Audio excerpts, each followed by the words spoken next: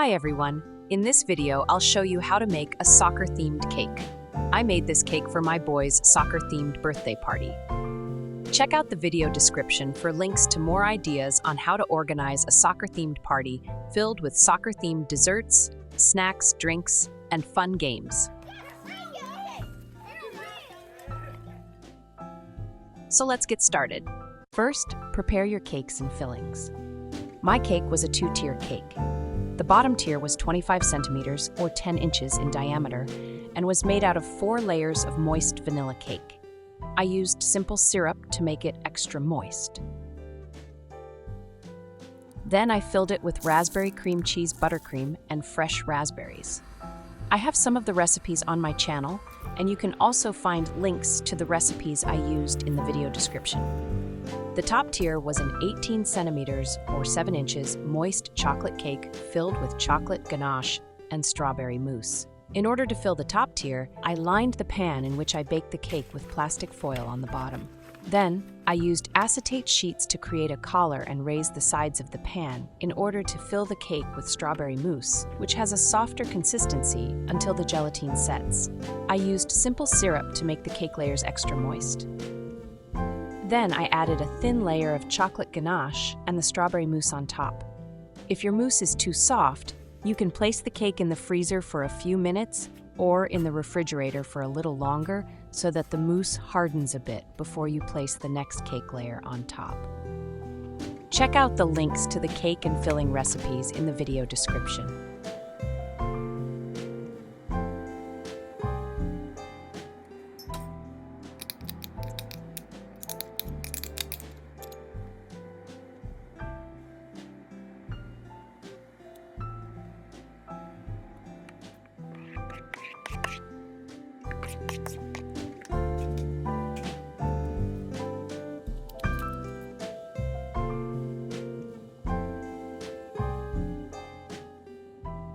Now let's crumb coat, ganache, and stack the cake. I made unwhipped chocolate ganache using a 2-to-1 ratio of semi-sweet chocolate to whipping cream.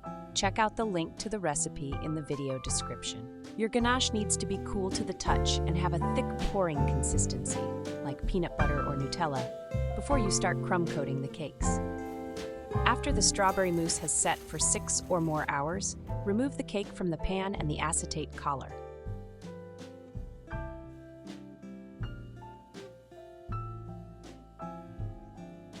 Spread a bit of ganache on the cake and place an 18 centimeters or 7 inches cake board with a hole in the middle on top. Place it on top and flip the cake. I used a cake board with a hole so that after stacking both cake tiers, I can insert a tall wooden dowel through the middle of each cake tier to add extra stability to the cake. Crumb coat the cake with a thin layer of ganache. To do this, apply a thin layer of ganache all over the cake to seal in the crumbs. Use an offset spatula or a bench scraper to spread the ganache evenly and smooth out any imperfections. Insert boba straws into the cake to add some stability. Refrigerate the cake for 30 minutes to 1 hour and apply another layer of chocolate ganache. Repeat the same steps to crumb coat the vanilla cake. Don't forget to spread a bit of ganache on a 25 centimeters or 10-inch cake board with a hole in the middle and place the cake on it. Once ganached, insert boba straws into the cake to create support for the top tier. Note that I placed the entire cake on a cake drum, in which I made a hole in the middle and inserted a wooden cake dowel. I sharpened one end of the dowel to make it easier to pass it through the cake drum. Then I placed the bottom cake tier on top, inserting the wooden dowel right through the middle of the cake, placed on a regular cake board with a hole in the middle.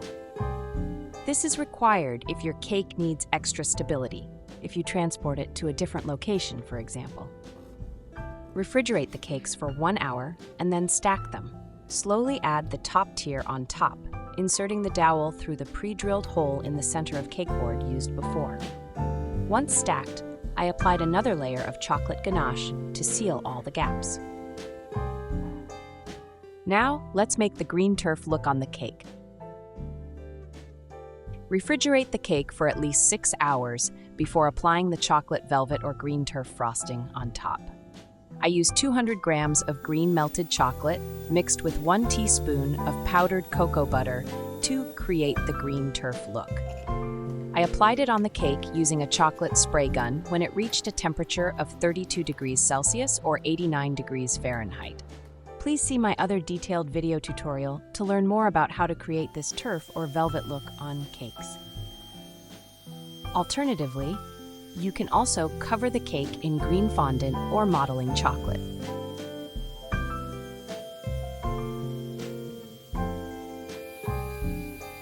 Lastly, let's make all the soccer-themed decorations. To make the hexagon soccer pattern, dust your work surface with powdered sugar or cornstarch to ensure the fondant does not stick to it. Use a fondant rolling pin to roll out some of the black and white fondant about 1/3 of a centimeter or 1/7 of an inch thick. Cut out hexagons using a 3.8 centimeters or 1.5 inch hexagon cutter. Place the fondant hexagons on the cake, using a bit of water to attach them to the cake. Oftentimes, the condensation that forms on the cake once you take it out of the fridge is enough for the fondant to stick to the cake.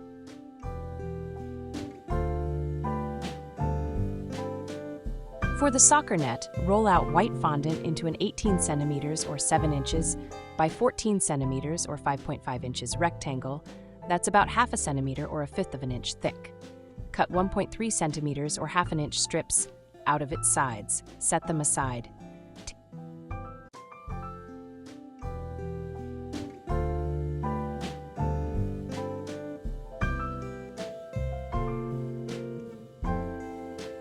Take the remaining fondant rectangle and cut out diamond shapes using a 3.8 centimeters or 1.5 inches square cutter.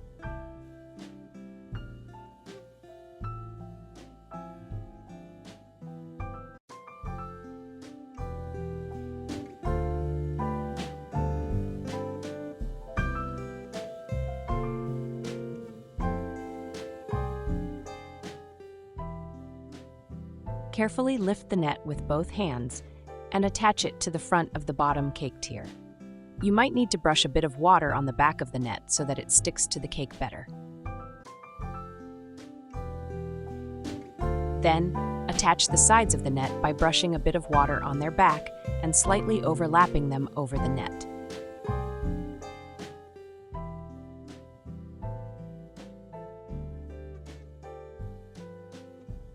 For the soccer player, roll out black fondant. Place a soccer player paper template on top. Using a sharp knife, cut the fondant around the template.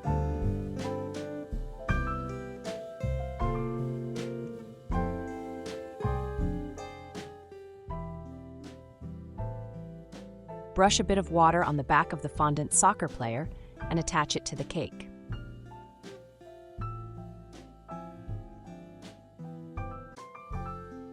For the soccer jersey, roll out green fondant 1/2 centimeter or 1/5 of an inch thick.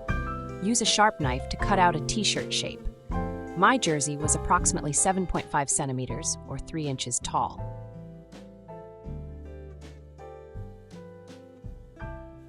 Roll out a bit of white fondant and cut out your little one's age using the number cutter. Lastly, roll out black fondant and cut out thin strips. Brush a bit of water on their back and attach them to the jersey.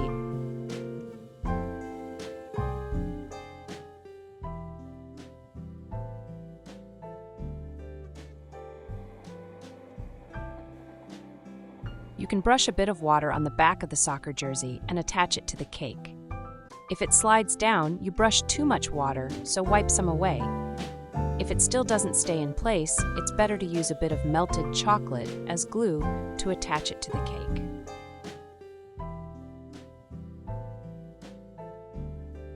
Note that I made a second soccer net that I wrapped around the side of the top tier. Follow the same directions as for the first soccer net. However, for this net, I did not cut the edges away, and I also used a smaller 2.5 centimeters or 1 inch cutter to cut out squares side by side, leaving just thin strips of fondant in between. Lastly, I made 2 kinds of soccer ball cake toppers. I'll show you quickly how I made them, but you can check out my other video tutorial linked in the top right corner that explains these techniques in more detail. The first type had chocolate balls as the core on which I glued black pentagons surrounded by white hexagons. You can also use styrofoam balls in the middle or rolled out balls of fondant.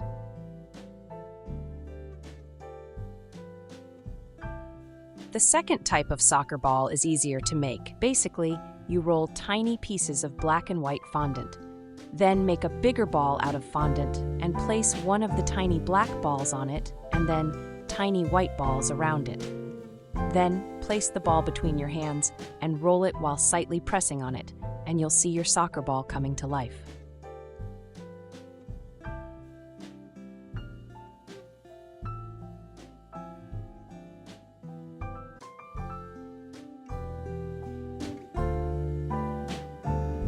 Place the smaller soccer balls on the cake board around the cake. One small soccer ball is positioned close to the soccer player's right foot so that it looks like he's shooting the ball. Slowly insert toothpicks in the soccer balls you want to place on top to secure them in place.